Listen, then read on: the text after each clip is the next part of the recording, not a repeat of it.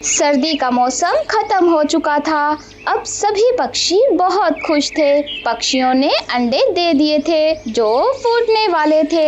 हर तरफ से पक्षियों की मधुर चहचहाहट आ रही थी। जहाँ जंगल में सभी पक्षी बहुत खुश थे, वहीं पिंकी की खुशी तो अलग ही थी। इससे पहले कबूतरी ने 2 अंडे दिए थे, जिन्हें क्रूरबाज ने खा लिया था। कालू, गोरी और अन्य वन पक्षी पिंकी को बधाई देने आए थे। हम सभी मिलकर जंगल के सभी पक्षियों के अंडों की अंडे निगरानी लेकर यहाँ करेंगे। से चले जाएं। जंगल में बहुत बड़ा तूफान आने वाला है। इससे बड़ा तूफान आपने पहले कभी नहीं देखा होगा और ना ही पहले कभी आया होगा।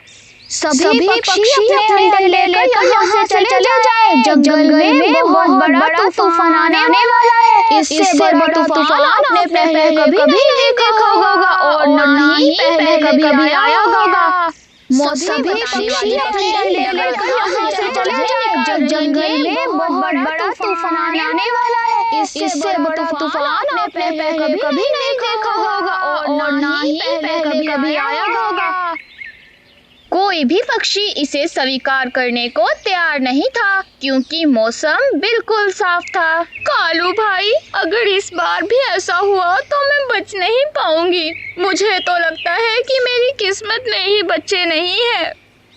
चिंता मत करो पिंकी बहन, मैं यह पता लगाने जा रहा हूँ कि इस तूफान से कैसे बचा जाए। हम आपके अंडे को कुछ नहीं होने देंगे। गोरी, तुम जल्दी जाओ और घोंसला बनाने के लिए सामान इकट्ठा करो। और हाँ, हम यह घोंसला किसी पेड़ पर नहीं बनाएंगे, बल्कि जमीन पर बनाएंगे, क्योंकि पेड़ पर बना घोंसला तूफान का सामना नहीं कर पाएगा। मैंने अपने दादाजी से घोंसला बनाना सीखा है। मेरे दादाजी कहा करते थे कि चाहे कितनी भी आंधी या बरसात हो, अगर तुम यह घोंसला बनाओगे तो तुम्हें कुछ नहीं होगा। लेकिन इस बार हमें एक बड़ा घोंसला बनाना है, ताकि जंगल के सभी पक्षी अपने अंडों पर बैठ सकें और सुरक्षित रहें। गोरी, बिल्कुल वैसा ही करो जैसा मैंने तुम्हें समझाया है। मोहन, मुझे माफ कर दो, मैं तुम्हें बच्चे नहीं दे सकी। मुझे नहीं लगता कि हम इस तूफान से बच पाएंगे। तूफान की खबर सुनते ही सभी पक्षियों में दहशत फैल गई और सभी पक्षी अपना घोंसला छोड़कर भागने लगे।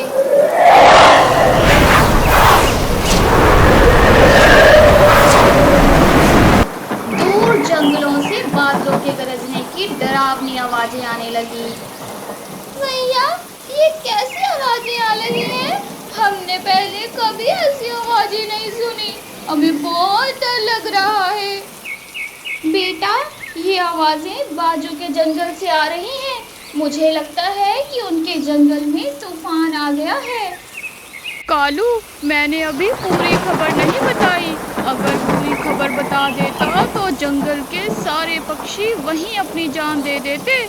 हमारे जंगल के चारों तरफ पानी ही पानी है और हमारा जंगल नीचे है और वह सारा पानी यहीं आएगा और ऊपर से बारिश भी हुई तो हमारा जंगल भी डूब जाएगा और कोई भी पक्षी नहीं बचेगा। अरे यार, ये अचानक कैसे हो गया? ऐसा तो पहले कभी नहीं हुआ और अब तो हम किसी दूसरी दिशा में भी उड़ान नहीं भर पाएंगे। हमारे बड़े बुजुर्गों ने कहा है कि ये जो बारिश आई है, जो तूफान आया है, ये दुनिया में जुल्म की वजह से आया है। आए दिन चील निर्दोष पक्षियों को मार डालती है।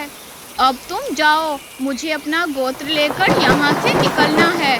और हाँ कालू, अपने क्षेत्र के पक्षियों को अपने साथ ले जाओ और पहाड़ों पर चले जाओ। पानी पहाड़ों की चोटी तक नहीं पहुँच पाएगा। इतना कहकर पक्षी वहाँ से चला जाता है। ऊपर वाले, मेरी मदद करो। मैं इस बाढ़ से जंगल के सभी पक्षियों को बचाना चाहता हूँ। बादल ऐसे गरज रहे थे मानो जमीन पर गिरने ही वाले हो। पक्षी बहुत डर गए थे। कालू सब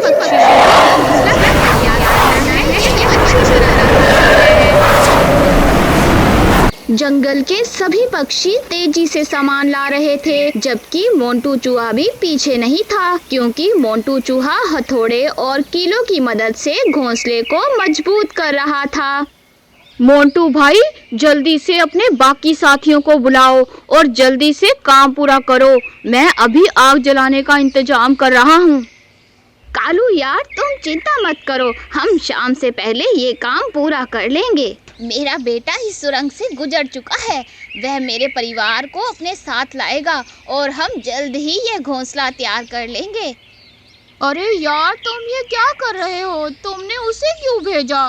तुम्हें एक पक्षी भेजना चाहिए था। अगर बाढ़ आएगी तो पानी सुरंग में चला जाएगा, वह बाहर नहीं निकल पाएगा।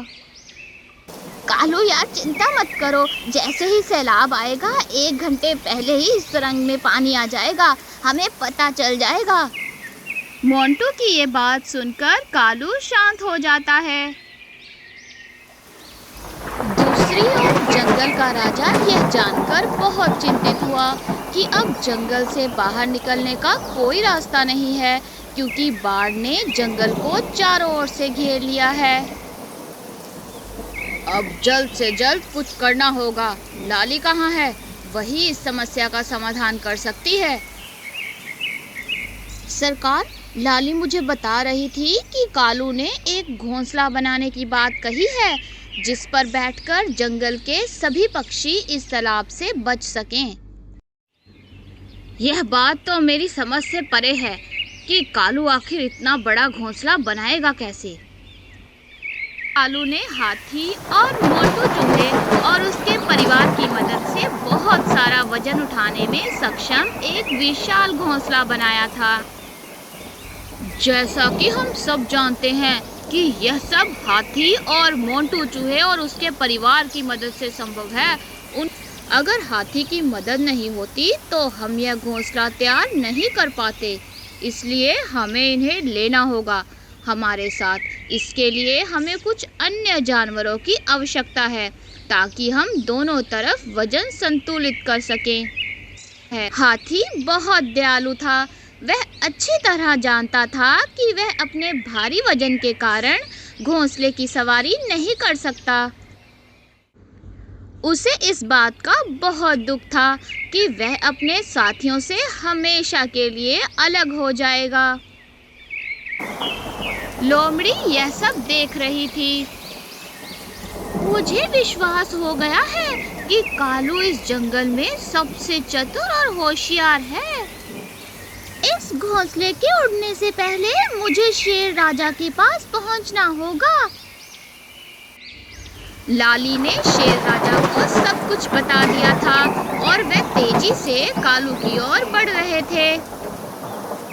जंगल के वे सभी पक्षी जिनके अंडे फूटने वाले थे अपने अपने घोंसलों में बहुत शांति से बैठे हुए थे और बहुत सुरक्षित महसूस कर रहे थे। शेर और लाली का परिवार जल्द ही कालू के पास पहुंच जाता है। शेर राजा, हम आपका इंतजार कर रहे थे, आइए, पानी हमारी तरफ तेजी से बढ़ रहा है। जैसे घोंसला उड़ान भरने लगता है, हर तरफ पानी ही पानी आने लगता है। कुछ ही देर में देखते ही देखते जंगल के सभी पेड़ पौधे बाहर पानी में डूब जाते हैं। आसमान स्याह हो जाता है, जैसे रात हो गई हो। हर तरफ खौफ का मंजर था। कालू भाई, आपने वाकई अपना वादा सच कर दिखाया। मैं आपका ये एहसान कभी नहीं भूलूंगी। नहीं नहीं पिंकी बहन, एहसान नहीं, ये हम सबका फर्ज है कि मुश्किल में अपने बहन भाइयों की मदद करें, वो भी बगैर किसी लालच के, क्योंकि सब ने एक ना एक दिन ये दुनिया छोड़ जानी है और अपने खालिक की तरफ लौट जाना है।